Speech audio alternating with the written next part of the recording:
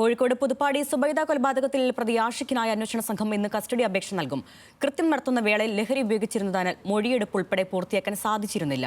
വിശദമായ മൊഴിയെടുപ്പ് ഉൾപ്പെടെയുള്ള നടപടികൾ പൂർത്തിയാക്കുന്നതിനാണ് കസ്റ്റഡി ആവശ്യപ്പെടുന്നത്. വിവരങ്ങളുമായി കോഴിക്കോട് നിന്നും ലിനറ്റ് വർഗീസ് ചേരുന്നു. ലിനറ്റ്, നാടിനെ ആകെ ഞെട്ടിച്ച ഒരു സംഭവമായിരുന്നു അമ്മയും മകൻ കൊലപ്പെടുത്തിയ സംഭവം. കേസിന്റെ നടപടിക്രമങ്ങൾ എങ്ങനെ മുന്നോട്ട് പോകുന്നു അന്വേഷണ സംഘം?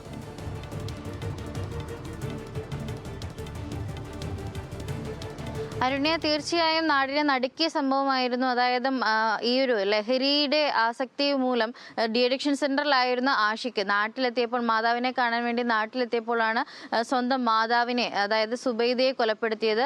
ഈ ഒരു കേസിൽ പ്രതി റിമാൻഡിലാണ് ഉള്ളത്. താമരശ്ശേരി പോലീസാണ് അന്വേഷണം നടത്തിക്കൊണ്ടിരിക്കുന്നത്. അതിന്റെ ഭാഗമായി തെളിവെടുപ്പിന്റെ ഭാഗമായി പ്രതിയായ ആഷിക്കിനെ ഇന്ന് കസ്റ്റഡി അപേക്ഷ നൽകും. അതിനുശേഷമായിരിക്കും തെളിവെടുപ്പും മറ്റ് കാര്യങ്ങളും ഒക്കെ തന്നെ നടത്തുക.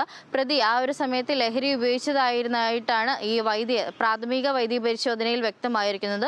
അതുകൊണ്ട് തന്നെ പ്രതിയുടെ ഭാഗത്തു നിന്നുള്ള മൊഴിയെടുപ്പ് തന്നെ നടക്കാൻ സാധിച്ചിട്ടില്ല. അതുകൊണ്ട് കസ്റ്റഡിയിൽ വാങ്ങിയതിനു ശേഷമായിരിക്കും പ്രതിയുടെ മൊഴിയെടുപ്പും അതോടൊപ്പം വൈദ്യ പരിശോധനയും നടത്തുമെന്നാണ് അന്വേഷണ സംഘം അറിയിച്ചിരിക്കുന്നത്. അതിനുശേഷം ഈ ഒരു പോസ്റ്റ്മോർട്ടം റിപ്പോർട്ടും കൂടെ വരാനുണ്ട് ഈ ഒരു കേസിൽ. അരുണ്യ, ശരി. സുബൈദ കൊലക്കേസിൽ മകൻ ആഷിഖിനായി കസ്റ്റഡി അപേക്ഷ നൽകും ഇന്ന് അന്വേഷണ സംഘം. ലിനറ്റ് വർഗീസാണ് വിവരങ്ങൾ നൽകിയത് കോഴിക്കോട് നിന്ന്.